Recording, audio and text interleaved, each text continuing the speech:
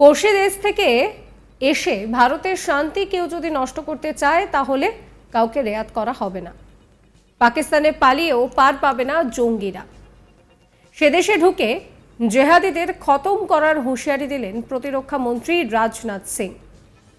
এক সংবাদ মাধ্যমের প্রতিবেদনে প্রতিরক্ষা মন্ত্রী রাজনাথ সিং শুক্রবার বলেছেন যে সরকার দেশের শান্তি নষ্ট করার চেষ্টাকারী সন্ত্রাসবাদীদের ছাড়বে না এবং তারা পাকিস্তানে পালিয়ে গেলেও সেখানেও তাদেরকে ছাড়া হবে না। এই প্রতিবেদনে বলা হয়েছে পাকিস্তানে একের পর এক জঙ্গিদেরকে হত্যা করছে ভারত। তিনি বলেন, যদি কোনো সন্ত্রাসবাদী দেশের শান্তি নষ্ট করার চেষ্টা করে আমরা উপযুক্ত জবাব দেব। যদি তারা পাকিস্তানে ফিরে যায় আমরা সেখানে গিয়ে তাদেরকে হত্যা করব। তিনি যোগ করেন, প্রধানমন্ত্রী যা বলেছেন তা একেবারে সত্য। ভারত যে শক্তিশালী এবং পাকিস্তানও তা বুঝতে শুরু করেছে। রাজনাথ সিং এর ভাষায় স্পষ্ট যে নয়াদিল্লি তার সমস্ত প্রতিবেশীর সঙ্গে সুসম্পর্ক বজায় রাখতে চায়। ভারত কখনোই কোনো দেশকে আক্রমণ করেনি বা তার ভূখণ্ড দখলের চেষ্টাও করেনি। কিন্তু কেউ যদি ভারত বা তার শান্তি নষ্ট করার জন্য হুমকি দেয় তাহলে তাদেরকে রেহাই দেওয়া হবে না। কয়েক মাস আগে থেকে সীমান্তের সেনা মৃত্যু নিয়ে বলতে গিয়ে তিনি বলেন যে জঙ্গিদের কোনো মতেই রেয়াত করা হবে না। তার জন্য সরকার সমস্ত ব্যবস্থা নেবে।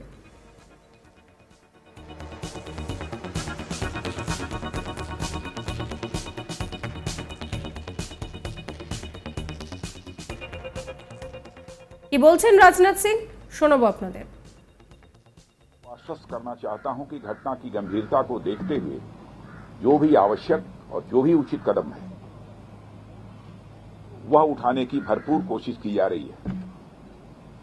हमारे लिए हर सैनिक बेहद महत्वपूर्ण है और हमारा एक सैनिक, मैं मानता हूं, वह हमारे परिवार के सदस्य के समान है। यह हम सब के अंदर यह भावना रहती है, सारे देशवासियों के अंदर यह भावना रहती है। और आपके ऊपर कोई नजर डाले तो सचमुच यह हम सबको कतई बर्दाश्त नहीं है। मैं आपको यह विश्वास दिलाना चाहता हूं।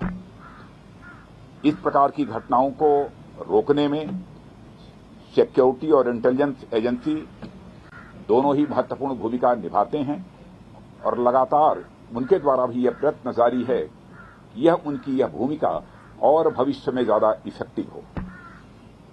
उसके लिए जो भी शासन की तरफ से सहयोग की आवश्यकता है अथवा भविष्य में भी जो शासन के सहयोग की आवश्यकता पड़ेगी उसके लिए हम सरकार का खजाना पूरी तरह से खुला हुआ है।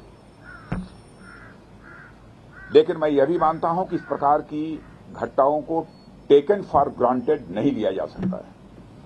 हमें और सजग रहने की आवश्यकता है।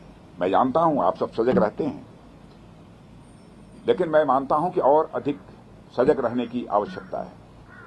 और जिस तरीके से आप सब काम कर रहे हैं उसके प्रति मैं ये कहना चाहूंगा, सभी के प्रति हम सबका एक कृतज्ञता का भाव है। और साथ ही जिस शौर्य और पराक्रम का आप परिचय देते हैं उसके कारण हम सबको एक गौरव की भी अनुभूति आप सबके कारण होती है।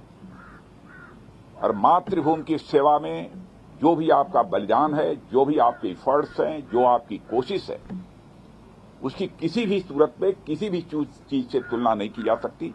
मैं उसे कहना चाहूंगा कि वह अपने में अनपैरेलल है और इसकी कोई कीमत भी नहीं चुकाई जा सकती।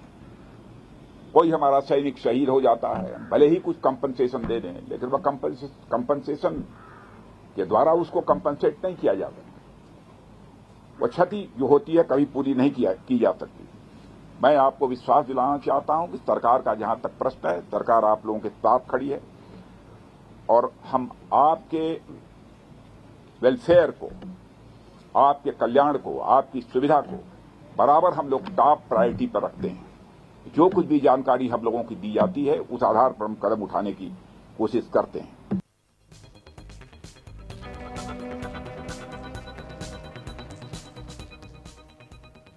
বিদেশ মন্ত্রী এস জয়শঙ্করের আগের বিবৃতিকেও তুলে ধরেন, যেখানে তিনি বলেছিলেন যে অন্যান্য দেশে হত্যা করা ভারত সরকারের রীতি নয়। ভারতীয় ও পাকিস্তানি গোয়েন্দাদের কর্মকর্তাদের বরাত দিয়ে ওই সংবাদ মাধ্যম তাদের প্রতিবেদনের বড় দাবি করছে।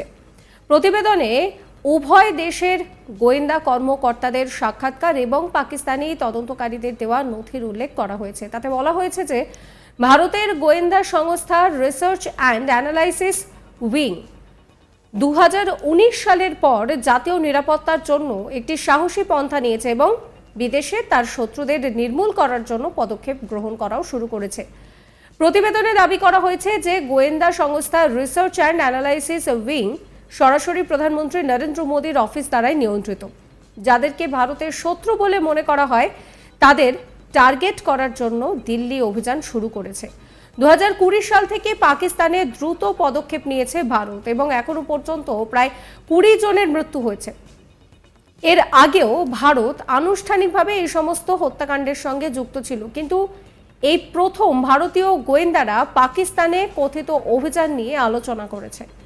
ব্রিটিশ সংবাদপত্র বলছে যে এই সমস্ত হত্যাকাণ্ডে রয়ের সরাসরি ভূমিকা সংক্রান্ত নথির উল্লেখ রয়েছে। অভিযোগগুলো আরও প্রকাশ করে যে খালিস্তান আন্দোলনের সঙ্গে যুক্ত শিখ বিচ্ছিন্নতাবাদীদের বেছে নেওয়ার জন্য একটি পরিকল্পনা তৈরি করা হয়েছে এবং এই অপারেশনটি পাকিস্তান ও পশ্চিমী দেশগুলি চালানো হচ্ছে।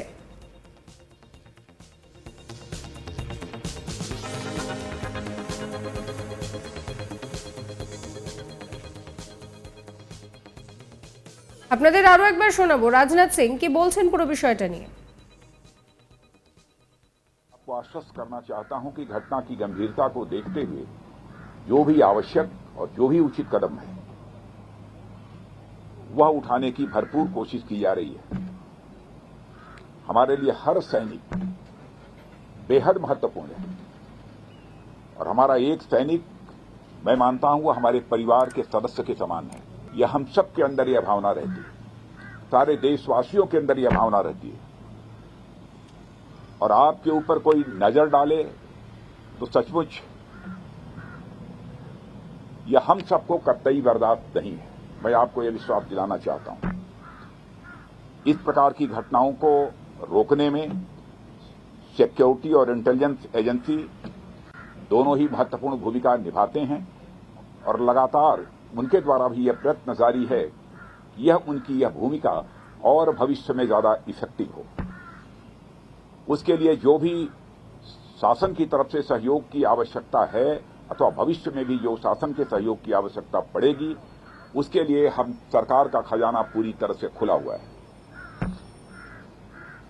लेकिन मैं यह भी मानता हूं कि इस प्रकार की घटनाओं को टेकन फॉर ग्रांटेड नहीं लिया जा सकता है।